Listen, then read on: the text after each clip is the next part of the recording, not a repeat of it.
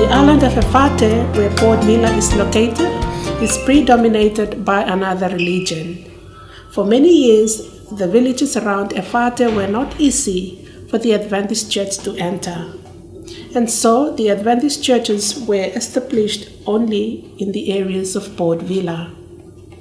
However, in the recent years, with a strong emphasis on evangelism and the work of discipleship, the Adventist message is penetrating all the villages around the main island and its adjacent offshore islands, which resulted in new church plants.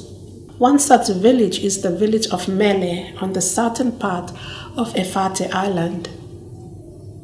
Mele is one largest village in the country. It has a total population of around 6,000 plus people all living together in one village. The village is predominated by another religion. Over the course of many years, other religions have been able to establish their presence in the village, except the Seventh-day Adventist Church. God has its own timing for everything, and He opened doors that we have not even thought of. This is how the door of Mele village opens up to the Adventist Church.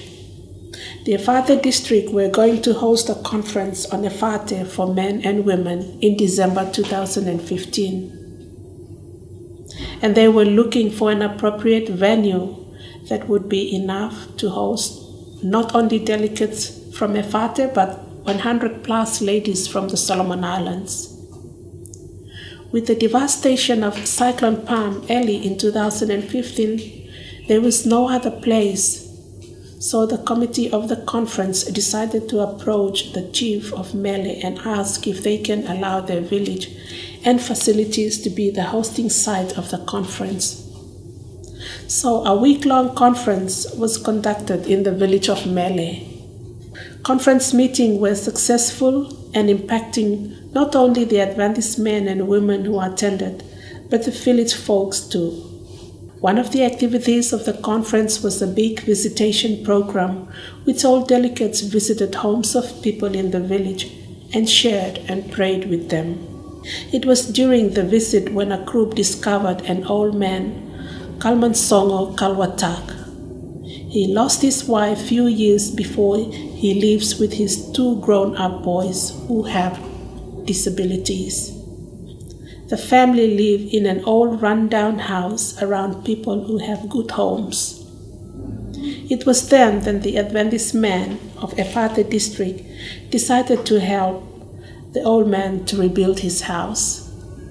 The Adventist men got together and contributed funds, and they pulled the old house down and replaced it with a brand new house, just enough for the family.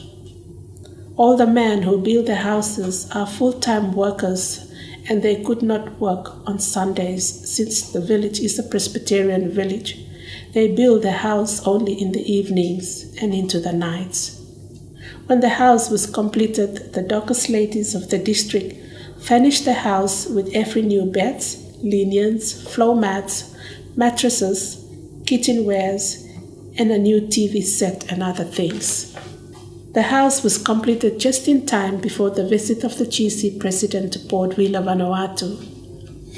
The district committee requested if they can have the privilege of Pastor Ted Wilson to officially open the house and hand over the keys to the house of Kalmansongo as the owner of the house. The visit was an acknowledgement of the lay participation of the members of the church in total membership involvement. The chiefs of the village received Pastor Ted Wilson and the delegation to his village, and Pastor Ted opened the house. After the cutting of the ribbon, Pastor Ted Wilson handed the keys to Kalmansongo, who was lost for words. Don't know how to express his deep appreciation for the gift of the new house. Everyone who were there was so impressed with what the Adventist men have done for him. Later on, Kalmansongo declared, "I'm now an Adventist. I don't need a sermon. I have seen it with my own eyes." From the time on, he and his family started keeping the Sabbath until today. His house was used as a branch Sabbath school. Out of his appreciation, he has offered a land on which he wants to build an Adventist church in the village of Mele. Sabbath, October 29, 2016, Kalman Songo Kalwata got baptized. He publicly demonstrated to the old village of Mele that he has now fully surrendered his life to the Lord. His baptism in his own village is a testimony to the Lord's leading and his blessings in his